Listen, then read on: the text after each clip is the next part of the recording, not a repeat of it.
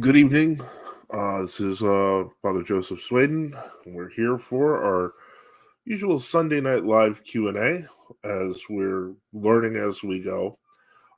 Basically, we've been doing the live Q&A on Sundays now, around 8 to 8:30. And so this has kind of become like our regular place to kind of talk and kind of ask questions, make comments. Basically, it's live call in, so anyone can call in. I don't see Bishop Enoch in the stream yet. I'm hoping he arrives soon. I know that they usually have their prayers till around this time, so we'll see how that goes. But in any case, welcome everyone who's listening and who has come in. Thank you already for all the greetings. It's good to see. And so as always, this has always kind of been a bit of a free for all episode. We all know what's happening, uh, in the world today. So we were kind of talking about that a lot yesterday. I'm willing to go with the flow on what the program is and what people want to talk about and see what's on your mind. Um, Again, anyone can jump on the stream just by clicking on the link. And just say hello. Um, Unfortunately, looks like it's going to be just me for now. Yesterday was as we went through, it was pretty interesting. We went through the origins of the book Unseen Warfare, as well as talked about the current state of Gaza. We had some people call in. The other Paul called in. We had a great talk. Father Boniface called in, and we had a great talk. So, I'm hoping to see if we'll kick off Sunday right. Basically, at this point, I'm starting to think that Monday is probably going to be, I guess you could say a kind of day off. I mean, technically Sunday is a day off because that's when I'm doing services, but Sunday night, so it's not kind of Monday. So then, in any case, again, if anyone wants to join in, just click on the link in blue in the top of the chat, and we'll have a discussion. Whether you want to have a question, comment, you want to tell me I'm terrible at this, which I know I'm new at this. I'm okay with being terrible at this. As a matter of fact, I feel like I don't even know the right angle for stuff because it's just like I feel like it just looks like a bearded turtle sitting on the side of the screen. But in any case, I'm gonna learn room placement and things like this. But other than that, it's welcome aboard to anyone who has questions. I know that earlier in the chat, even though I think it kind of got resolved, somebody had been asking about the flat Earth question, and I think they kind of resolved in the Discord group that it was kind of already sort of answered that it's an open question because it's one of scientific inquiry. So some people believe it's flat, some people believe it's round. The fathers took various positions, but none of them took it to the point where they were like, we are certain this is what is correct. So yeah, we're not afraid of controversial topics. I advise healthy skepticism whenever talking about controversial topics. So it's very kind of important that remember here that the goal is obviously as Orthodox Christians to be saved, not to be scientifically perfect. Okay, well, I gotta. Well, I don't know. Is that a flat? Is that a flat round surface or is it a sphere? It's a mystery. Anyway, so again, anyone who wants to call in, reach out, etc., please let me know. What's this? Max the Confessor says, "Did you watch the Wagner David debate?"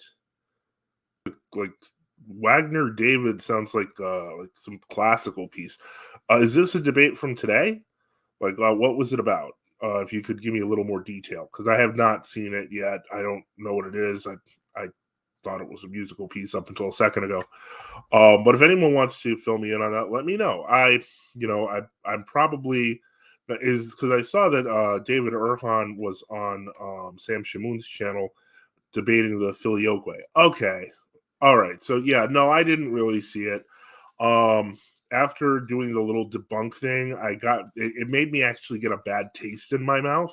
I didn't want to do that before, and that was partially why, because then I'd have to go line by line and lie by lie. And I just, after that, I just lost doing the actual live stream and review, I actually began to lose even more respect. And so when I saw that, part of me was like, do I really care? On the one hand, there are lots of people who have debated about the Filioque. There are lots of people who have done a lot of good work on it, not the least of which is people like Craig Truglia, who actually use the fathers. I have no idea whether he used the fathers or not. I don't know. I guess after all this time, having to have engaged with David's material and having to actually engage Jay Dyer for just a few short moments, I just realized I was like, this isn't it. I don't know. If it was good, let me know. I mean, maybe they did use patristic sources. Maybe they actually dealt with things like interpolations. I would hope so.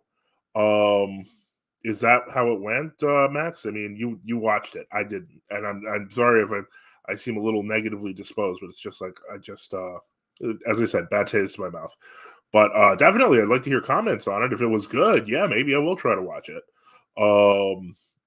It just isn't something that occurred to me between the stuff that I have to do in terms of just helping people in church and helping the family. And it's Sunday. I was like, do I want to see an ecclesiastical debate with someone? Nah. I was like, well, if it was like, Craig or, Father John or somebody else like Father Stephen Allen or something, I might want to see that. But I just have a feeling it was not going to be like, I'll put it this way. I like debates when they're kind of meaningful. Hey there, Sava, and greetings there, Theodore. And in any case, anyone can call in at any time. That's what the link is there for. So if you want to, and if you want to stay and until we get, I basically the way it works is StreamYard can hold up to 6 people. So even if you don't feel like talking, I can keep you there and just pull you off the stage. And then if you have a question, you can always just ask in the chat, and then I can just put you back on. In any case, yeah, okay. Well, no one has to call in. there's no one who really has to call in. It's that it would be nice because just me talking nonstop without any questions, it could get pretty boring. I can be a really boring person. I've heard I've put people to sleep with my voice. So in any case, that's fine. Okay. Now, this is interesting. Now, Vasilier says, totally red cow is a sign of the birth of Antichrist. Is it from the Holy Fathers or some Jewish prophecy? Because if it is first, he is now here on earth. A very, very important question. And I'm going to say why. The red heifer is coming from Jewish prophecy. It does not actually, there's no red heifer mentioned in the Fathers. What's mentioned in the Fathers is that they rebuild the temple. Which means they have to take Alaska Mosque and destroy it, and they have to put a new temple on it.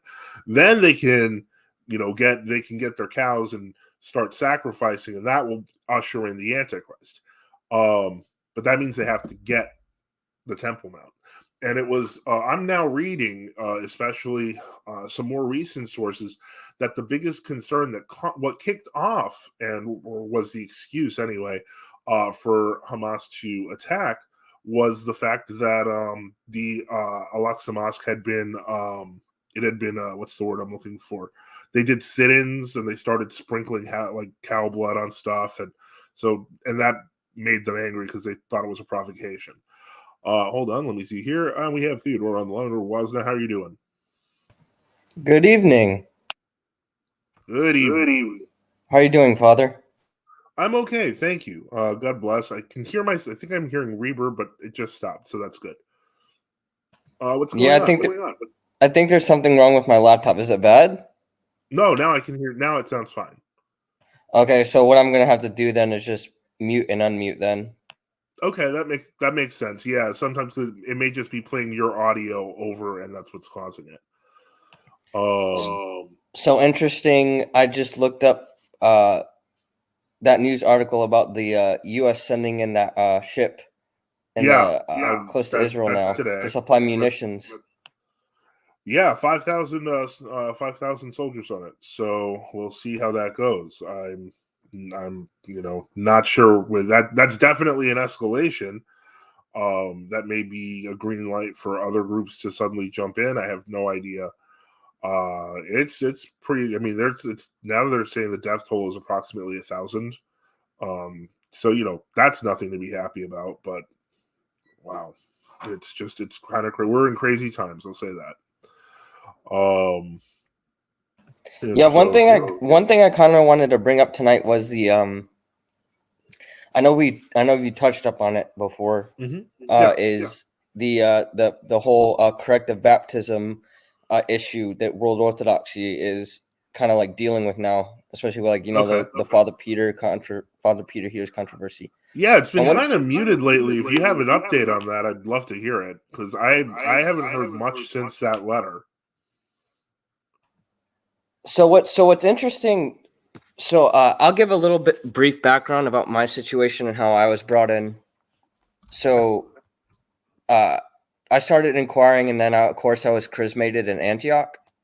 Okay.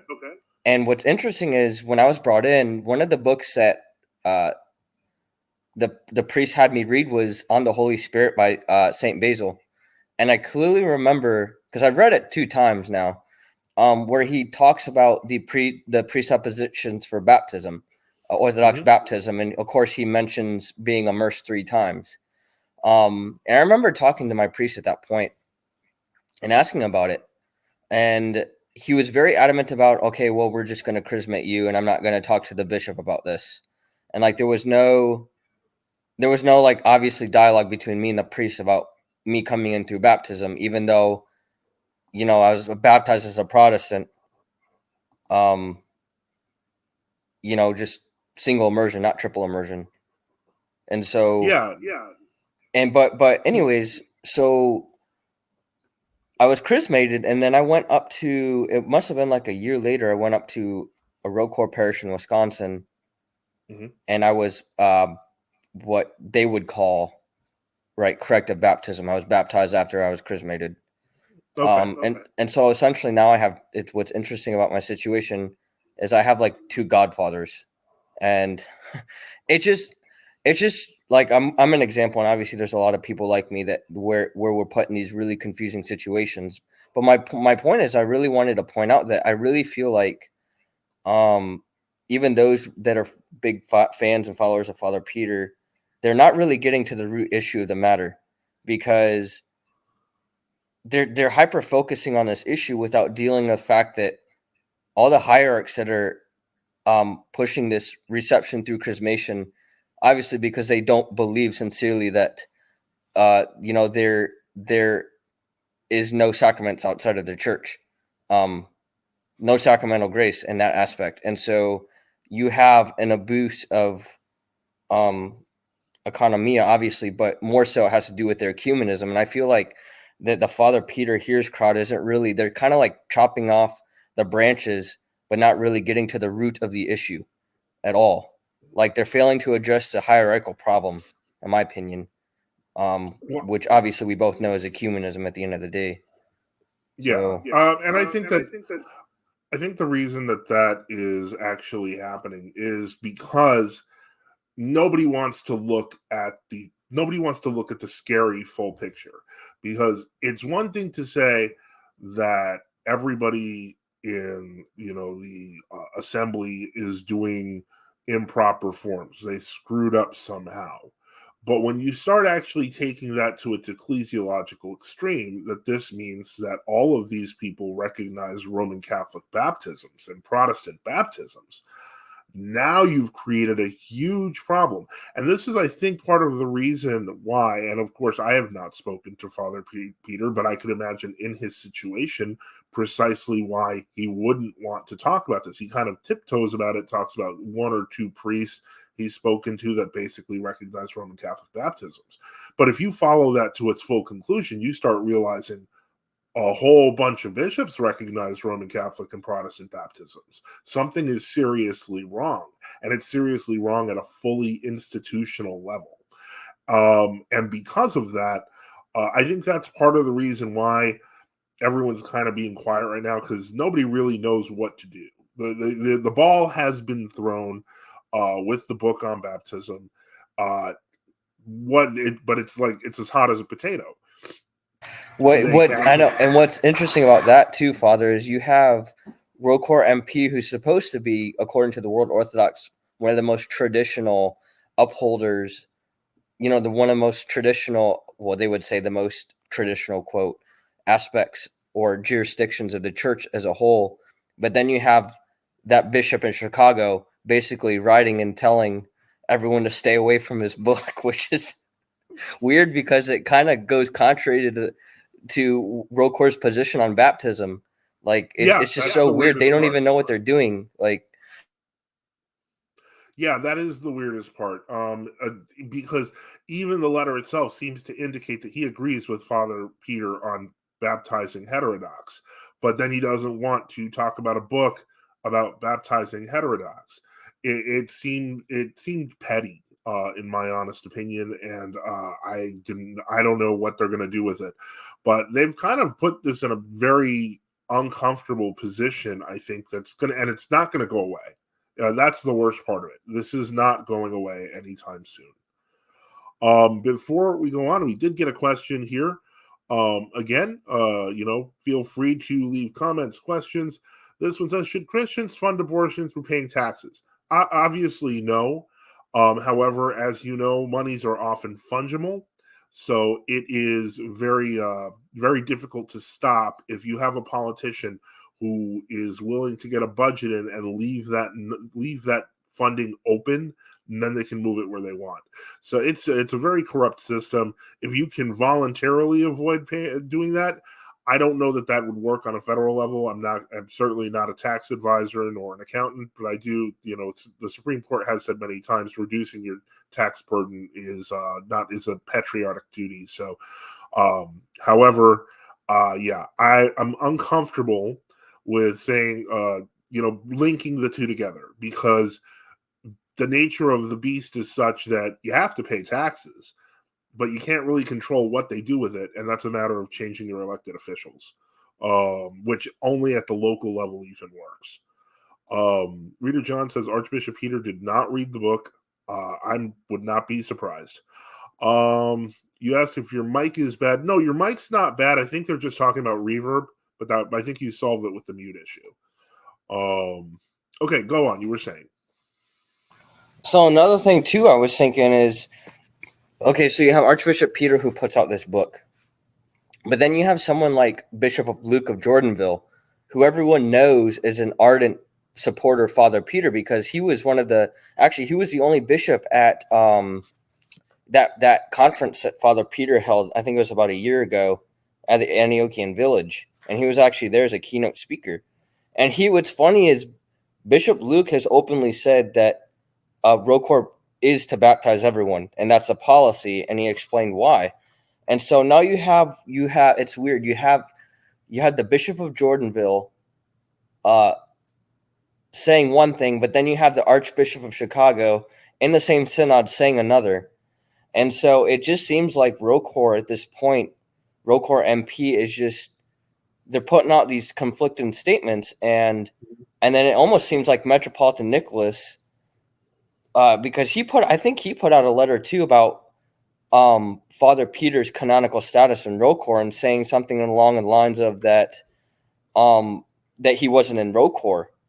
But then apparently there was even papers, I guess there's documents at Jordanville basically showing that Metropolitan Hilarion received him. But I don't know how true that is or not, but it just seems like what they're... Craig Trulia did say he saw he said he was shown the papers, but he wasn't allowed to copy them.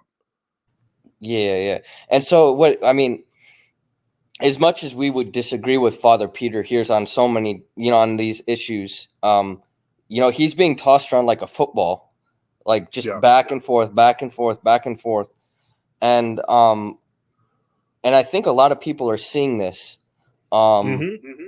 And a lot of people are trying to figure out exactly what to do, because I know Metropolitan Jonah, who's he's a very controversial figure in ROCOR. I know for a fact because he openly said, I think it was in his last, either the stream or the stream before that, he did a series on like internet orthodoxy. He openly said basically that insinuating that those followers of Father Peter Hears and what he's teaching are zealots.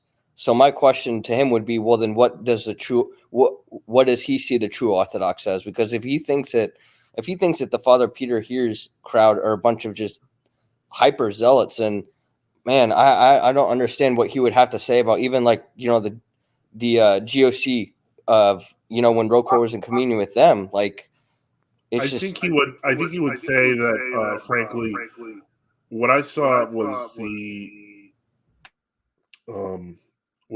that he had said in a recent stream, and I don't watch the streams very careful.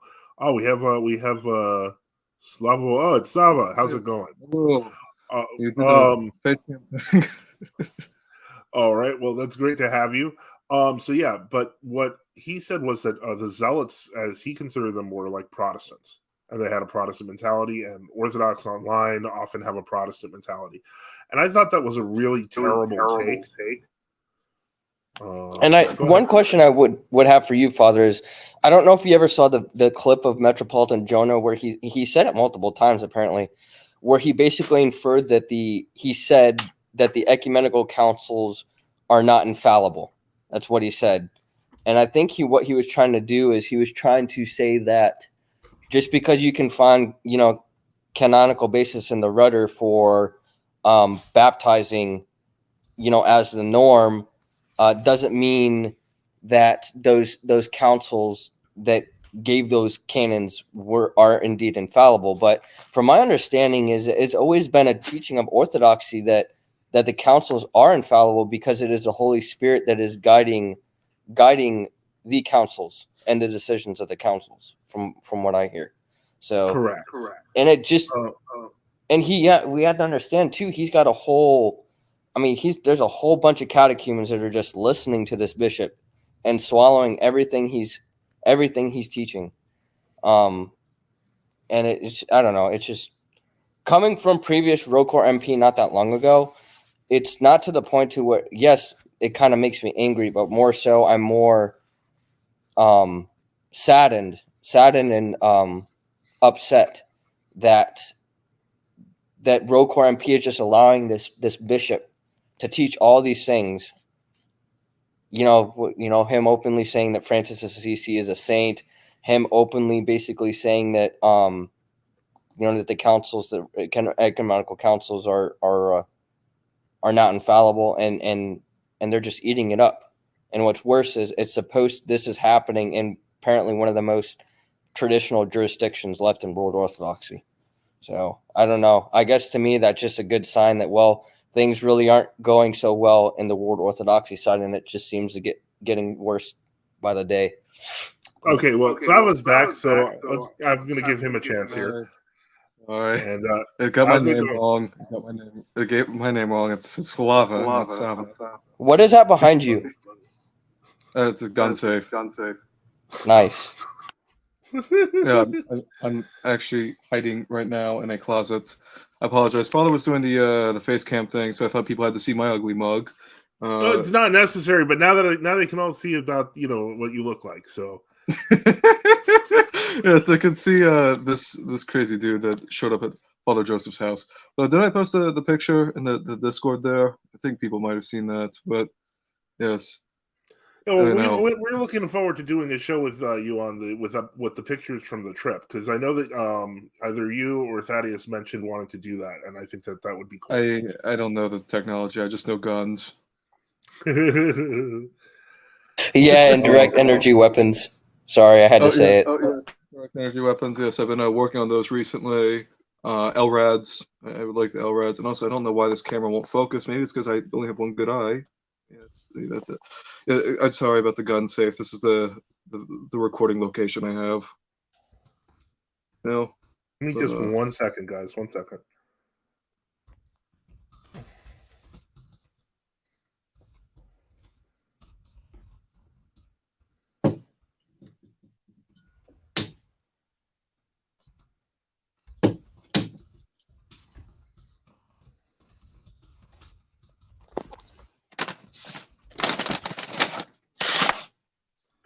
Okay.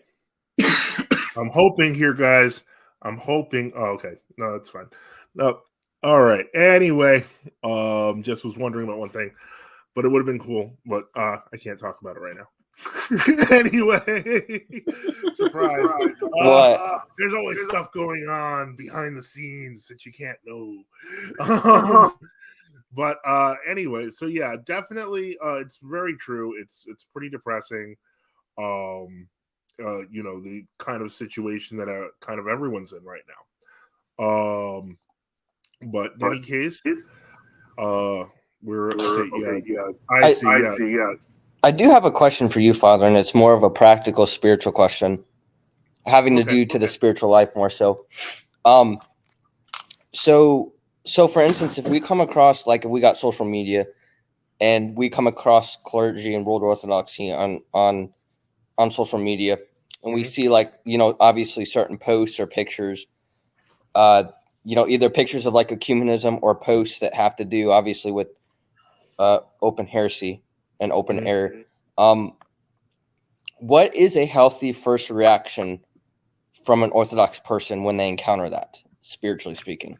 If I were to, the one thing that I will say that, and I think it would make, honestly, people in Orthodoxy online a lot happier and more peaceful, is always engage respectfully. Even if you know you're going to disagree, even if the person is citing a noxious heresy, there's nothing stopping you from being polite to a noxious heretic. I know that there's a lot of people who, they debate the whole clergy title question. It wasn't really a big debate 100 years ago. Referring to a Roman Catholic priest, for example, as father was a given. Did we believe that they were an Orthodox priest? Obviously not. It was just a respectful use of titles. That said, respectful disagreement. Well, honestly, if you're going to be respectfully disagreeable, what you're going to find is people will become hostile faster. At that point, they've been exposed. It's just better to disengage. The key is that you have to catch people where they are, and you have to kind of talk at their level. And what you're going to find is that some people actually don't know what they're doing is wrong, and they'll be like, "Well, my bishop said it's okay." Well, yeah, your bishop probably is hiding something from you. You get the question for Sava here. Father Boniface asks, speaking about gun safes, why not elaborate the Orthodox position on defense as it relates to churches, monasteries? That's a good question. It is a good question, and I am not a monastic, so I don't know how it applies to monastics. I do know that there have been in church history many, many times where monastics have had to resort to defense by force. I know that is unfortunately a reality we may be coming into in the current situations of the world today. It's not going very easily. I've written a piece on Filaret Denisenko, but he definitely understands, and it's a it's a paid post, but he definitely understands the concept of self-defense. If more people in churches started taking that seriously, I don't think we'd see a bunch more. I don't think we'd see like another pandemic attempt or anything like that. The assumption, I think, is that enough of the country and enough of the world is weak and ready to do whatever they're told. Our job is to be vigilant, and that doesn't just mean vigilant in terms for good things. It means vigilant in terms of protecting that which is yours and your family's. Obviously, everything is defensive. Again, killing is condemned, obviously. If I was to kill someone in self-defense in my home, I would be deposed. The question is, if it's my family, I mean, I'd take that seriously too. So it's one of those tough questions. But forewarned is really forearmed. As they say, good fences make good neighbors, and if you have a large enough and strong enough defensive perimeter, it never has to come to that. As well as large animals like dogs and stuff like that. So there's levels that you can even put. I'm not going to say mines and hand grenades, but those things do exist. The point I'm trying to make, and I'm sure that if you're a billionaire, you probably have them. You're just not talking about it. But the point is that, you can defend your perimeter. And it doesn't have to be sitting on the porch with a shotgun. You can do a lot of things to make your perimeter less penetrable. And so I think that's where I think one thing that people don't pay enough attention to. Obviously, you should have defensive weapons if necessary. If you're a homeowner, there should be defensive weapons. Even technically in monasteries, there always have been. But honestly, you'd be surprised at how much deterrence just having a good defensive perimeter, having good fencing, having good locks can cause. When we're talking about your average street criminals, they're in it because they're lazy. So if you make it hard for them to do something, they'll just look for somebody else who's easier. But if you're talking about like people who actually want to assassinate you, etc., then yeah, that's something to consider. Not that I'm saying that people are going to get assassinated. I'm just saying I'm saying if you're thinking in that sense, then yes. If you're going to build a defensive position, make it a good one. I think everyone can agree with that. Down in the South, we have alligators and moats. Unless they're your alligators and your moats, that doesn't help much. Guns also scare away criminals. Huh? Oh, guns scare away criminals. Yeah, guns do scare away criminals, although technically so do alligators. I mean, yes. If you can dig a big enough moat where the alligators the problem is that the alligator will still probably want to eat you. So they're actually useful. Yeah, I know. They'll look for something smaller first. It's just the principle of size with animals. Father, quick question on the defense question. Have you ever read the book On the Resistance to Evil by Force?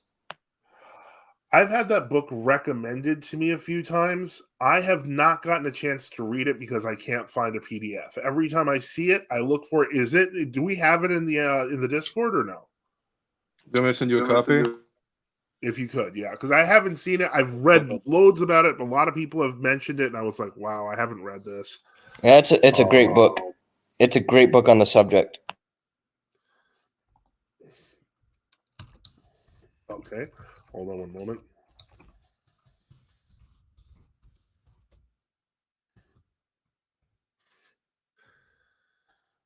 Anyway, hold on one second. I was just responding to someone on Facebook. I don't usually go on Facebook, but let me see here. And so now Father Boniface mentions send me a copy. Father, I can send you a copy if you want after somebody sends me a copy. I don't know. Which of you have my email? Or are you sending it in the Discord? Hello? Everyone's gone silent. Oh, I think Sava's getting a PDF. Oh, okay. Yeah, if you want, you could put it. You could also put it in the Discord because I think Father Boniface is in the Discord, so we could both get it. And that would work. Let me see here. And so, yeah, but I've heard of the book and I've seen people mentioning it, and they describe it as one of the most important books of the 20th century. I don't know if that's true. I think it's good for Orthodox, especially men, especially if they have families, to read the book, just so that they can better. So understand. it has a real market then. Okay, well, definitely, I will read it and I'll review it. So that'll be 2 book reviews this week, or this month. I don't know if I'm gonna do that many book reviews in a week, but we'll see. And so let me just see here.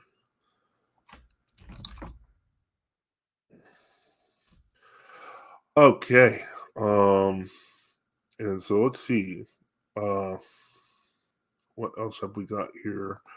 All right, I'm looking here to see if there's any questions. Okay, so I do see, yeah, that's the title on it. I believe the author's name is like Ivan Ilyin or something, if I remember. But in any case, if you want to put that in the Discord and we can send that out. If you're not aware that we have a Discord, just you can look around. I can always put an invite for those who don't know. Give me a moment. This one, I guess, will this will expire in 7 days. So if someone asks me for it afterwards, I will create a new one. But in any case, it's that's what we got today. So what else is on hand? I can assume Sava's still looking for the file. Oh wait, there's a private chat. Hold on. Let me see here. Okay. Sava may disappear. There's an internet issue. All right. Well, we're rooting for you if last as long, unless you're trying to preserve, electricity on your phone, then yeah, you don't have to stay on account of us, but we're rooting for you to make it on the chat here. All right. So yeah, definitely if Father Boniface wrote, if there's an active shooter in some park and a person is armed, it makes sense to protect those around you. Yes, that is true. And you happen to be armed. It is worth noting, however, that again, I think that would still be grounds for deposition. So you'd be a hero to many people, but we'd lose a priest. So I wouldn't. That's not exactly my ideal. Oh, okay. Vasilia joined the Discord. That's a good thing.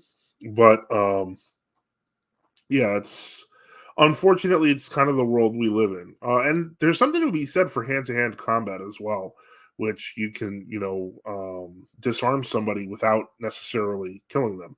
Or you can also maim them. I can't believe I just said that live on air. But I mean, in theory, yes, you could just.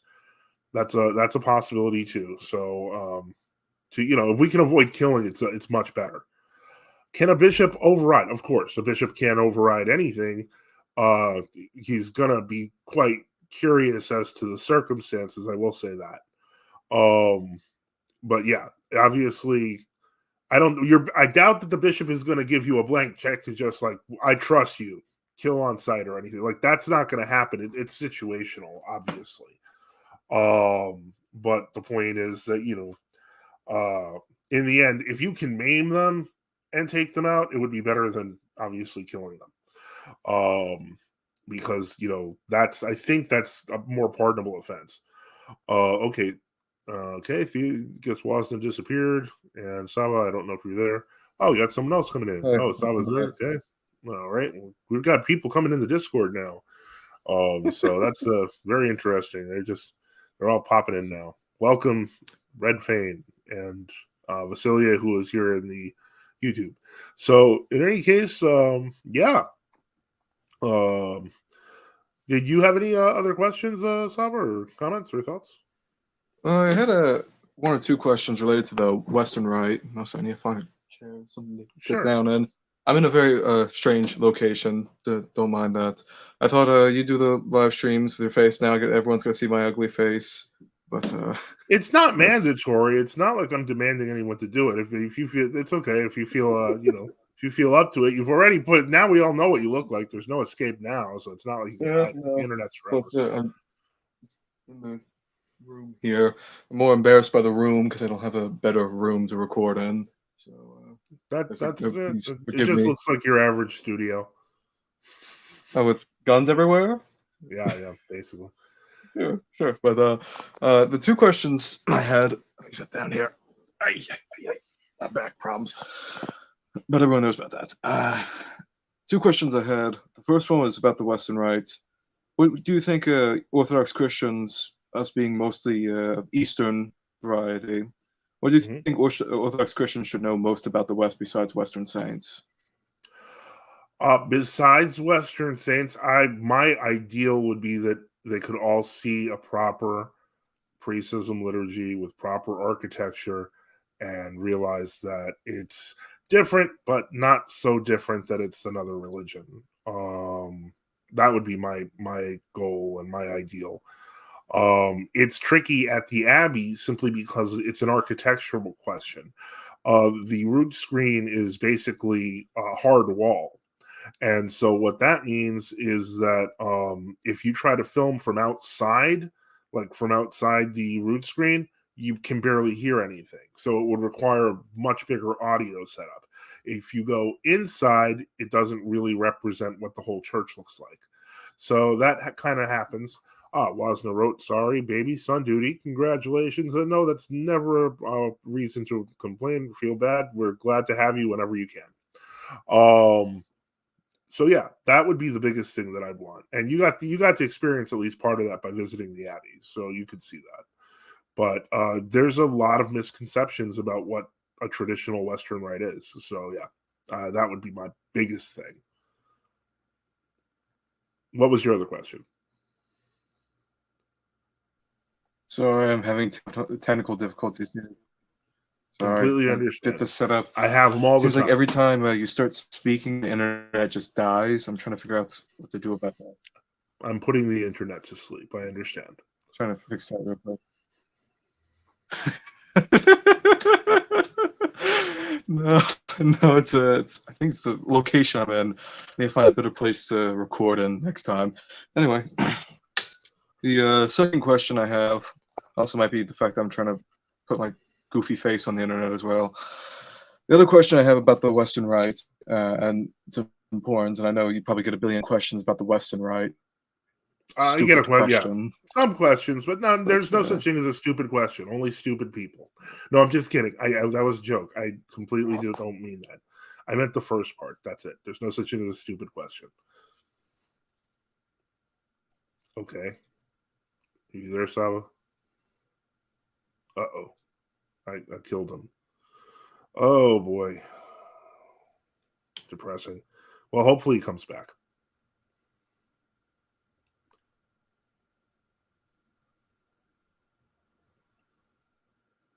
Okay. Starting to feel a little less hopefully he's going to make it back.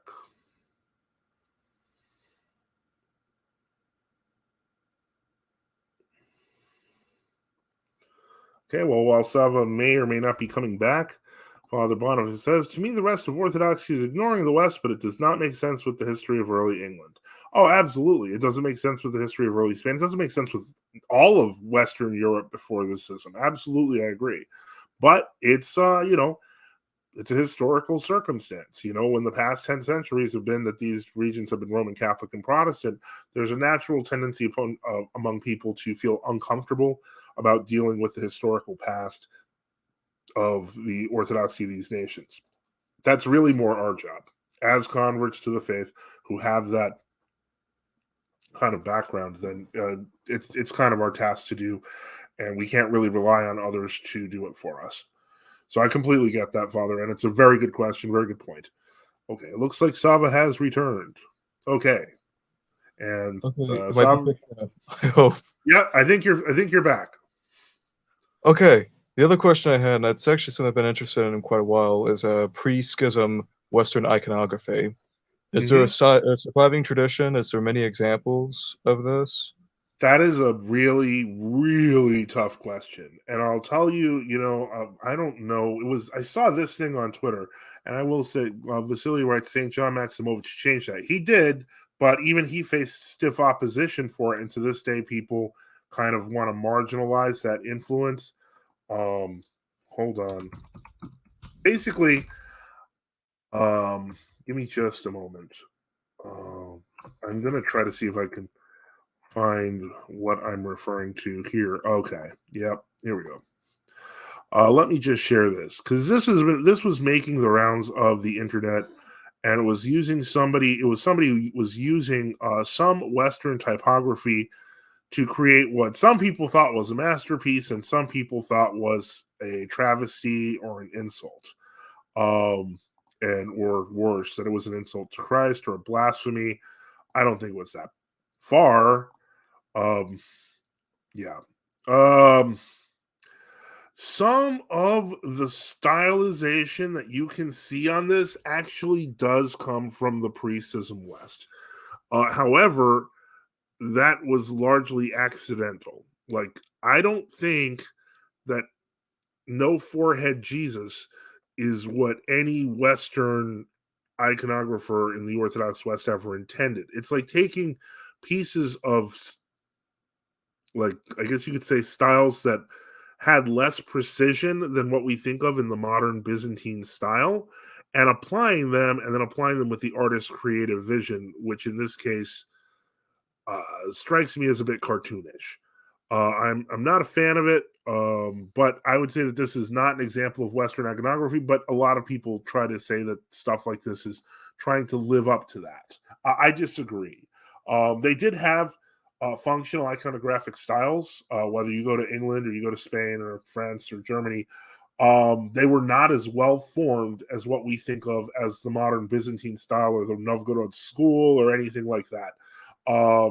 So you can kind of create some things that are based on types. Like I did see one very nice Reredos, which was kind of a modern interpretation of a very big Spanish Pantocrator. Give me just a moment. Let me see if I can find that one. And I'll show you what I mean. Because even when in that one, which is actually almost, I think it's late 11th to early 12th century, I have to check. But give me just a moment. Let me see here. Oh, there we go. Okay. Yeah, the Pantocrator, the Taul. Give me one moment. Okay, and this was built, the church was constructed in 1123. So the point is, but it may have actually existed before this. But I'm going to share this. Give me a moment here. And so as you can see, there is, in this case, a lot more iconographic norms being followed. It is not a Byzantine style icon, but all the basics that you would expect are still there. As you can see, certain things like the halos being uneven, the line drawings are different. It is, I think it's beautiful in its own way.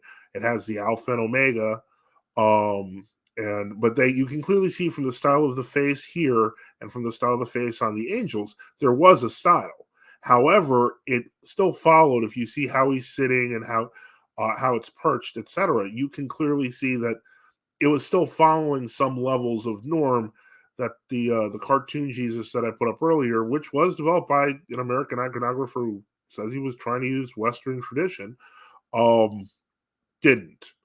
And so that's something that we have to keep in mind, that yes, you can find things from the legitimate Western tradition, but they're barely being used. That said, that particular icon of the Pantocrator of Toul is used in an Antiochian Western Rite church in the back wall. They did design something very similar.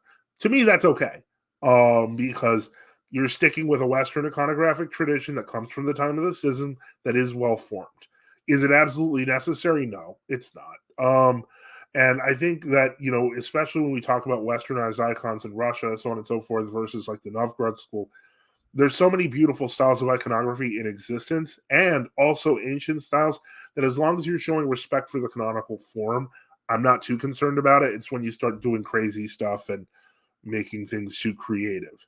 Henry VIII destroyed a lot. Yes, he did. In terms of churches, etc. Yeah, he absolutely did. I completely agree. Did that answer the question a little there, Saba? Oh, absolutely, it did. Yes. Very much so. Great. Glad to hear it. All right. Awesome. Okay. Now somebody asks, can a non-Orthodox who is seeking monastic life go on a retreat to a monastery with the intention of receiving baptism and remaining in the monastery in order to be received as a novice? The simple answer to that question is yes. They will usually, the abbot will want to talk to you first and see if you're serious about this, and you'd have to get a blessing to go, but it can be done. And it has been done. Sometimes people will, they'll go to a monastery, they want to be baptized, and then they realize they want to stay. They don't want to go back to the world. Yeah, that's more common than you think. I don't want to speak for him because he's not here, but Bishop Enoch's path almost took a path very similar to that. But I that's why I don't want to speak for him. I don't know if there were periods where he went back home or things. I was almost under the impression that he went there, was baptized, and became a novice, and then eventually became a clergy, etc. But yeah, he started there as somebody looking for it. But I'm not sure how that worked or if he was baptized at the abbey or not. So I don't want to give false information, but it does happen. It's far more common than people realize. Absolutely. I hope that answered the question. Again, as always, if anyone wants to, feel free. Don't forget, we did just get Google monetized, so you can send super chats if you want. If you want to support the show, we really appreciate it, because frankly, I don't have an income right now. And so whatever you can do to help would be great. And again, thank you also for listening, for your questions, comments. This question was asked already. Sorry about that. Okay, so again, we're going live Q&A. Anyone can call in with questions, concerns. Thank you. And if you want to argue or make a point, we're down to listen to that too. So yeah, it's not. I wouldn't say it's a free for all, because we're all church people here, so don't like try to be a pain. But we never really have a problem with that, because I don't. Usually, people who come on our show, they want to talk, and we're here to listen. So again, if you want to call in and you have something to say, just click on the link in blue right at the top of the chat, and we'll bring you on. Other than that, so yeah, it's this is going to be interesting. Yesterday, we know that Subdeacon Nectarius Harrison's book dropped. I did thank you to the generous donor who helps a lot. I am also going to build a wall, which I have to start doing, like, of donors, etc. And I should also note that because, well, I celebrate liturgies, we thank our benefactors for all of the support that you've been given. If you're Orthodox, if I know you're Orthodox, you're already in my prayers in the service. If not, I would pray for you outside the iconostas and light a candle. But in any case, we want to thank you for your support. I want to be thankful, especially with prayer and whatever else I can do. I'm at your service. But in any case, yeah. So we're here. It's an open conversation. Anyone can join in, no matter what the question, and we'll see if we can answer it. And if it's something about space, it's going to be very abstract. Or if it's something that's outside of my wheelhouse, I'll just flatly say that. Anyway, let me see here. So, as I was saying, with Subdeacon Nectarius, someone donated the book, and so I'll be receiving that. And so, yeah, well, all you have to do, Reader John says, trying to figure out how to get on. All you have to do is click on the link in blue at the top of the chat. It's a StreamYard link, and it should open up. And so that book was ordered. I did let Subdeacon Nectarius know that we'll be reviewing it, and so God willing, it'll be good, and we'll see how it goes. I'm pretty confident. It sounds pretty good. Obviously, there's always going to be the question of opinion, but you have to take that into account whenever you're writing a history, or reading a history, I should say. I know from writing history that even my perfect attempt to be non-biased was biased. Yes, Sava. Oh, sorry, Father. I just got a text from someone who doesn't have a YouTube account. He wants to be added to the liturgy prayers, to the diptych, if you don't mind. His name is Daphnos Brown. Daphnos, you said? Daphnos Brown, yes. How do you spell that? Daphnis. Okay. Okay, and he's Orthodox? Yes, he's my godson. Okay, I will add him to the list. Thank you. No worries. And so always glad to do that. And I've noticed my prayer list has been getting longer and longer, and thank God for that. And so, that way we can remember you every service in prayer.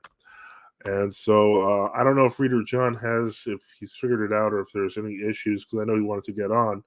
Can you let us know what's happening when you click the link? Is it like not letting you, or what's happening? That way we can see what's going on. Just if it doesn't work, just write it out in the chat so we can figure it out. But other than that, we've been going on for 54 minutes now, so we're going into the first hour, and we'll see if other people want to join in. We're completely open here if you want to call in. And if you have any questions or thoughts or comments or disagreements, etc., we are completely open to it. Give me a moment. And let me see here. Other than that, so not much else going on this end here. Except for, of course, the news, which is, as you know, it's kind of crazy right now. Let me just see here. And we're pretty easy to find. Let me see here. That's very interesting. Hold on one second, and we'll see if there's any news. Not really. Okay, that prehistoric footwear found from 6,000 years ago in a Spanish cave. Okay, we'll now get away from the news. The news is no longer interesting to me. That was enough news for today. So oh wow, they found a pair of sandals. Amazing. Like that happens every day. Yeah, exactly. It's like, all right, we know they wore shoes. I didn't realize that. I didn't think Spanish people wore shoes today. But yes, on Sunday. Oh, Reader John is here. Okay. Can you hear us? Yes, can you hear me? Yes. How are you doing, Reader? How's it going? I just hate StreamYard. Other than that, I'm doing great. Oh, sorry to hear it. Yeah, StreamYard sometimes has its issues. I've noticed that. Yeah. No. So, what's your question or comment or thoughts, or what's on your mind? What's on my mind? My mind's not really working tonight. I'm tired, but I was kind of excited about that book by Subdeacon Nectarius. Yeah. Well, hopefully it's going to arrive soon, and we're going to review it, and then I'll bug him about coming on the show. And so hopefully, I'm hoping that he'll consider it. Let me just see here. So I will take comments while we're doing that, and but I want to hear your thoughts on it. And now suddenly stuff is coming in. Prophecy of Saint Nicholas the Myrgusher as best about Antichrist. Why not use more? It is a pretty good prophecy, actually, in terms of its. It pretty much encapsulates what the other fathers write. So definitely, I always recommend orthodoxeschatology.blogspot.com. Their Presbytera Xenia, my wife, she actually collected a number of the Holy Fathers, and it's amazing how consistent they are on the details. Once you see it, you can't really unsee it. You kind of know what needs to happen before things go wrong. Chris G writes, I am a catechumen currently slated to be baptized this coming eve of Nativity in Rokor. I am fairly new to this World Orthodox, True Orthodox discussion. Kind of a broad question. What should I be aware of? Well, let me put it to you this way. If generally with Rokor, we know that usually their baptisms are almost always by full immersion. It's been a practice, at least with Rokor, before the MP Union, it was a universal practice almost after 1971 that they would baptize everyone by a full triple immersion. So that's less problematic. As I said, my view is this. If you're feeling uncomfortable where you are, and I think a lot of people who are in Rokor are fairly comfortable where they are, but if you are feeling like something's really wrong and you want to go to the True Orthodox and there's one near you or you have a bishop, then you should contact them. If you're new to this question, as long as you're being baptized properly by triple immersion, I wouldn't worry too much. Even most True Orthodox Charismate people from Rokor, even after the MP, because they haven't changed their position on baptism. Although, as you know, that could be changing now. But so the real question is this: as long as they're not telling you come from, say, like Roman Catholicism or Protestant, they're not like, oh, let's just chrismate you. That's unacceptable, and I guarantee you, there's almost virtually no True Orthodox, unless there's some really severe exception, is going to say, well, you didn't have a valid. They're going to say you didn't have a valid baptism, so you kind of have to have it redone. So that's something to keep in mind. I hope that helps. Somebody said, Father, could you explain the reasoning why your synod is not in communion with the GOCK, and is your synod in communion with the RTOC? Our synod is not in communion with the GOCK. We are in communion with the Avlona synod. And because we are in communion with the Greek synod, we don't really, well, I personally have no problem with talking to people in the GOCK in America, etc. It's ultimately a Greek question, so we'd refer it to our sister synod. And is your synod in communion with the RTOC? No, technically no, because the RTOC, even though there's some who spell the Synod of Metropolitan Raphael as RTOC, in translation, I usually use TROC. The RTOC is usually understood to be the group that was founded by Bishops Lazarus and Benjamin and is now headed by His Eminence in Omsk. But in any case, yeah, again, we are in communion with the Russian Synod. If they wanted to talk about that, they could enter into discussions with Metropolitan Raphael.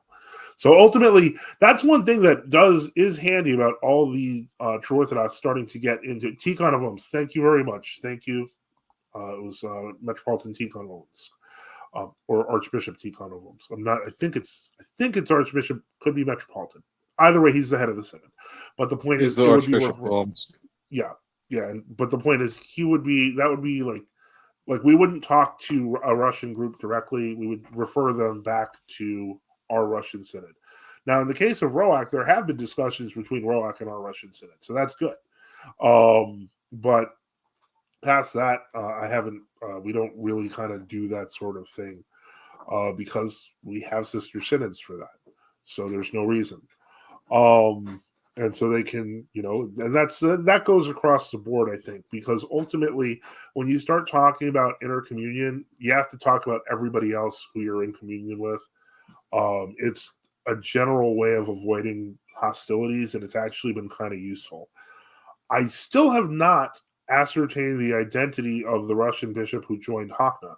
I heard he was under Metropolitan Agafungo, but I've never seen anything about that. He's been synod hopping for a year. That dude, he's been jumping synods every couple of months. Wow. Well, who made him a bishop? I don't know, but apparently he was with Agafonjo, then he was with Andronik, Vladika Andronik of Rokana, and I apparently heard he tried to join the RTOC. The people were just talking about the Tikhonites. He's apparently been synod hopping for like a year now. That's never normal. So yeah, that's a pretty bad sign if that's happening. I'm not going to make any judgments. I don't know him. I don't know where he comes from, but definitely that is something that when you're synod hopping as a bishop, there's an issue. And so then, and then that's the one. Yes, okay. So we got that clarified, and somebody said, okay, thank you. My parish is attached to a monastery, very traditional. I believe I'm in good hands. Yes, just keep in mind that, if things do get worse, that even the ROCOR knows where to find us, the ROCOR MP, because the rest of the ROCOR is already out. Okay. All right. So, Reader John, did you have other questions or thoughts? I know you mentioned the book. We're going to review that soon. I have talked to... Oh, go ahead. I was just saying I thought it was interesting that Subdeacon Nectarius is ROCOR MP, but the forward of the book is by Metropolitan Demetrius of the GOCK. That is interesting. You see, now I don't know who I looked for that because I heard that, but it's not mentioned in the advertising for the book. So I'm curious as to how that is going to go. And so, yeah, probably like a lead balloon in World Orthodoxy. I have no idea. What's going to happen here because, as I said, I have my suspicions, and I am not going to make accusations because I don't know. But I have my suspicions. If Metropolitan Demetrius is writing the forward, I mean, is it possible? Subdeacon Nectarius is considering? I don't know. I don't want to speculate. I did invite him on. I will say that. That's who I was talking to on Facebook. I did invite him on. He was kind of busy today. My goal is to review the book first and then see if we'll have him on. He did say he'd like to come on, so we're looking forward to it. I just know that history is messy, as you well know, Father. Yeah, but some things are just incontrovertible. You can't change it. Well, unless you're in Platina, you can't really change it. Yeah. Well, I'll tell you what this does show is that even the history itself can lead people to serious conclusions that they didn't consider. I mean, I was surprised at the number of newer people in the ROCOR MP I've run into who have just been like, well, no, the ROCOR's always been like this, and for a while they were in communion with schismatics, and that was it. And I'm like, yeah, wow. I mean, I can only speak for myself. History brought me to orthodoxy, period. So yeah, absolutely. Oh. Somebody asked, how many monasteries does your synod have in the UK, Father? I only know about Scotland. So that's about it. But we do have one in Scotland. It's the bishop's residence as well. Platina, yeah. That is true. But in any case, so yeah. Did you have any other questions or thoughts? I'm kind of open here because it's a usual Sunday night, but again, we covered a lot in the past week, so yeah, it's just interesting. Metropolitan Jonah is getting a lot of traction a lot lately. So when you say traction, you mean positive or negative, or what are we talking about here? Because it seems well, I mean, controversy can be I don't know.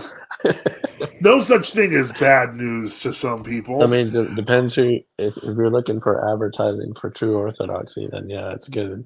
I'm dumbfounded by this. If you're looking at a core MP, then it's not great, especially when you have a bishop questioning the infallibility of the ecumenical councils. No, absolutely. I mean, yeah, absolutely. It seemed good to the Holy Spirit and to us. That kind of, yeah. You're questioning the Holy Spirit at that point. Yeah, it's I'm kind of at a loss, like that people can be this open about that now. I thought, but then again, I shouldn't be surprised with the whole David Bentley Hart thing. If people can tolerate an open heretic like that and recommend him to people, then that means that there's hundreds, if not thousands, of people who are already kind of broken spiritually. Isn't that academic that tried to make his own version of the Bible because he thought the Greek was wrong? Oh, yeah. He's the one who he's the one that Father Aidan Kimmel is a huge fan of. The whole let's just shuck the Fifth Ecumenical Council, origins of saints, so on and so forth. He's one of those that he wants to rehabilitate Origen, and he's really into universalism, right? What terrifies me is that, I mean, even you take the OCA's Bishop Alexander Golitsyn, he holds the same positions. That blew my mind. That's true. Yeah, well, yeah, and I don't want to even talk about him during the pandemic. Yeah, well, I'm afraid to ask. But that's I mean, you're a bishop. You should at least kind of try to hold that on paper. I mean, it's one thing if you're a Ecumenist, you can say, well, there's no council for it, even though we know that's not true. But the point is, the Fifth Ecumenical Council is pretty much set in stone now. I think after 1,500 years, you can't really mess with it anymore. That's why when people are like, what about St. Augustine? What about Augustine? We can get rid of Augustine. No, you can't get rid of St. Augustine. That's not how this works. I know we're supposed to leave bishops who are preaching heresy bareheaded. Can you unpack bareheaded for me? Yes, I can actually. Yeah. Bareheaded is a specific it's a specific term, because if you notice in the liturgy, there are certain times when the priest can wear a head covering and a hat, and sometimes where he doesn't. When he's preaching, he has to be bareheaded, which means that he's giving a sermon to the public. So in other words, if he publicly makes pronunciations of heresy, that's enough. That includes encyclicals, right? Absolutely. Okay. Oh, well, big doo-doo out there. Somebody asked. I don't know what rating the show is, so I'm keeping it there. What? I'm keeping it I wish it was. I said doo-doo. Yeah, I really wish it was like more complicated so that I could say like give like the benefit of the doubt. But yeah, if someone's making something that they're willing to sign their name to, if they're saying it on camera for the entire congregation to hear, yeah, I mean they're just asking for it. They're pushing the canons. Someone asked, Father, are there any monasteries under Bishop James of Whithorn in the UK? Yeah, I believe he has a monastic residence beneath him. You would have to contact him, and I think it's metbritain.org, and that should be able to assist you with that. And I think they actually have a few mission parishes too. So, who's the Brotherhood of St. Edward who has the relics of St. Edward under? If I remember that, I want to say that's Father Andrew Phillips, and I know that I could be wrong on that. Let me just double check that because it's true Orthodox, right? If it's true Orthodox, it's most likely under it's under Vladimir Moss's parish in Guildford. Give me just one moment. Okay. St. Edward Brotherhood. Okay. I think I have a tract from them that was pretty good about St. Edward Brotherhood. Brookwood, Surrey. Okay, so this could be. Let me see here. Okay. Might be GOCK. Are you asking who the St. Edward Brotherhood is under? They're under the GOCK. Yes. Yeah, they're under the GOCK, but who's the priest or anything under? I have no idea. They have a website at stedwardbrotherhood.org. Yeah. But I'm not sure who the priest is. Yeah. That's let me see here. Interesting. I wonder. Let me see. All right, it doesn't say that. Okay, so we don't know. I assume there's a priest there because it's a pretty church and it's very nice. And this has, I assume, the relics of St. Edward's are here. Yeah. Oh, that's awesome. Yeah. I'll let you know when I visit. All right. Well, that's great. And let me see here. And someone said GOCK. Yes, very true. I just was trying to figure that out because I did not know. If I'm being honest, I just didn't know. There's a lot going on. You probably still have a Rolodex, Father, like me. I'm not that old. Although there have been some days I'm like, I wish I kept the Rolodex. But yeah, no, I don't anymore. I'm in my mid-40s, so I can relate. Yeah, I'm like maybe I should just get the notebook again. This password control. No, I completely understand. Sava's just like on the side like boomers. No, I get it. It's fine. Sorry. I apologize. I don't care what they say. Rolodexes are awesome. Yeah, Rolodexes were kind of, you could just staple the business card. Oh, this is good. Okay. I didn't have to go there, but anyway. You just twirl it around. Yeah. Rolodexes are awesome. Spin it in the circle. Anyway. Again, anyone who wants to join in, you can always just call in by clicking the link in blue in the chat and reaching out to us. If you have questions, comments, concerns, want to issue a challenge, feel free. And so we're here. Oh, what you're issuing a challenge there, Sava? What? Oh, I thought you were like something. He does have a gun, sir. Yeah. I challenge you to a duel, sir. Oh, so you still have one? He still has one. Oh ho ho! See, Rolodexes are so good. That's why. People still keep them. So no talking smack about the Rolodex. Anyway, but in any case, we'll still have pocket calculators too. Well, I mean, the calculator, I have that on my phone. That's easy enough. It looks the same. The numbers are in the same spot. I'm okay with that. But the Rolodex is irreplaceable, though. I mean, I don't even know how I'd find one now. I guess you could go to Office Depot or something. Maybe. eBay. But eBay. Oh yeah, everything's like. See, I'm not used to it. I'm trying hard, but I still like buying things in a store, and that means I'm paying more than I really should all the time. Yes. Unless they price match something online. Yeah. But in any case, let me see here. So, anyone got some other thoughts, etc., that they want to discuss, or any I have things another question, Father. Sure, go for it.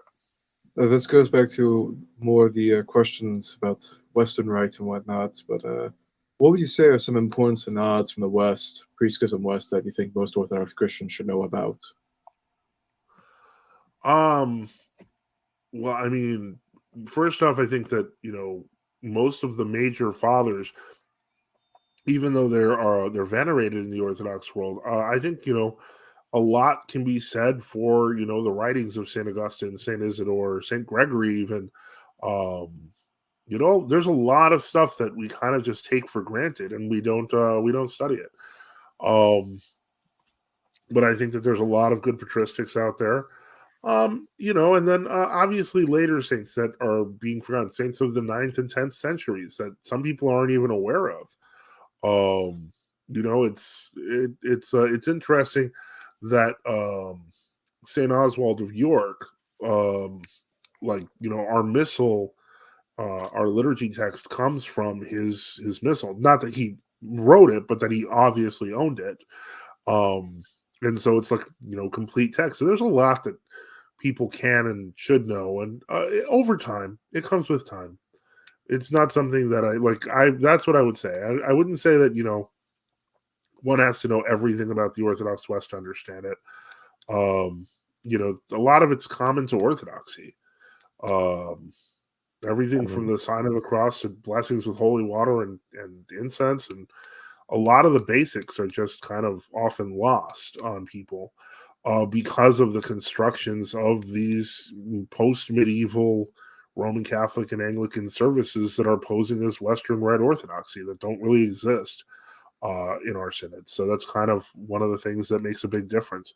It goes back to just understanding what a traditional pre-schism Western Rite service looks like.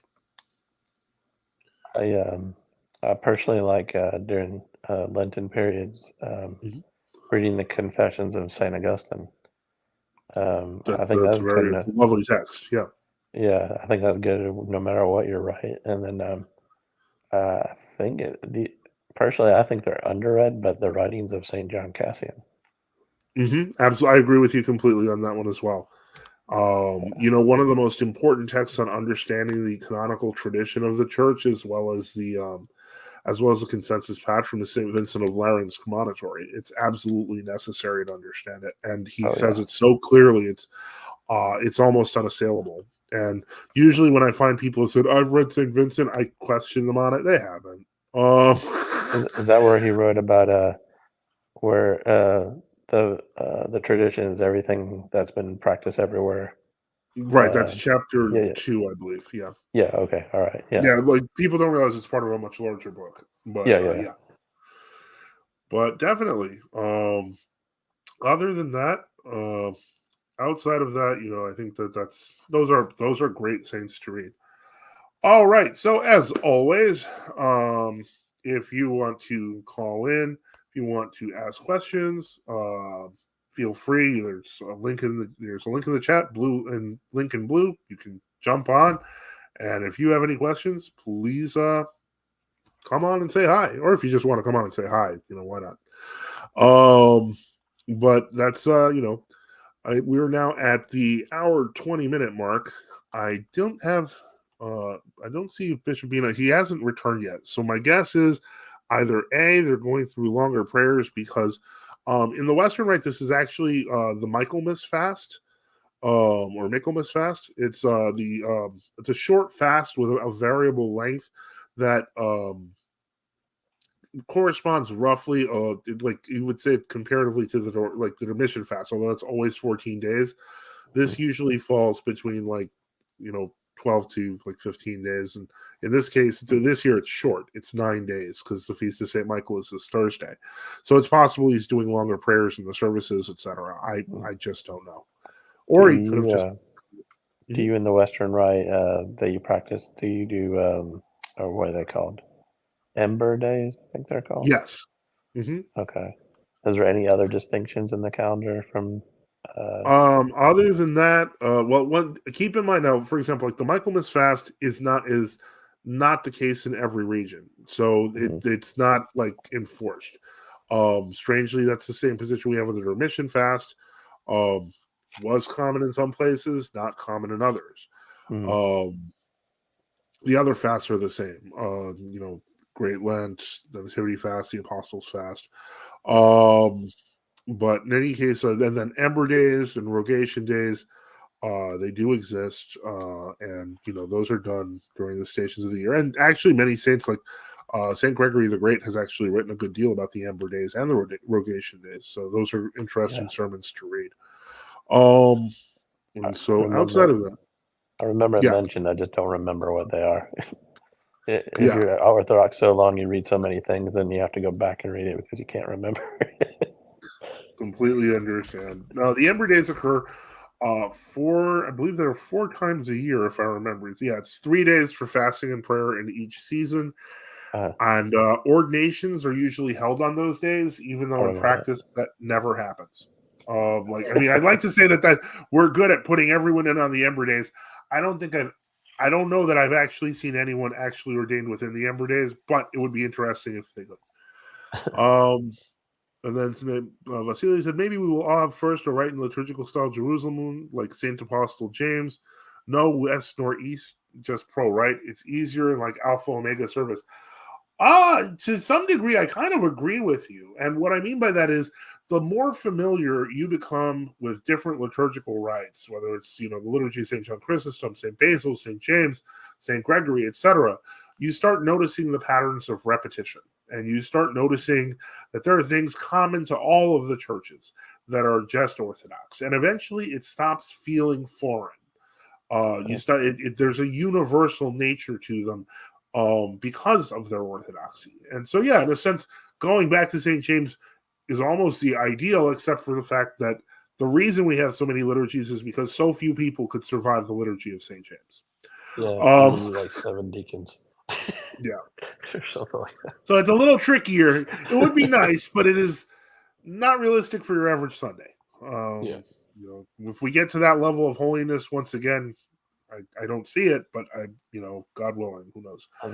But from what I understand, go ahead. I was just saying, I think like the Constantinople Typicon is more meant for cathedrals than parishes. So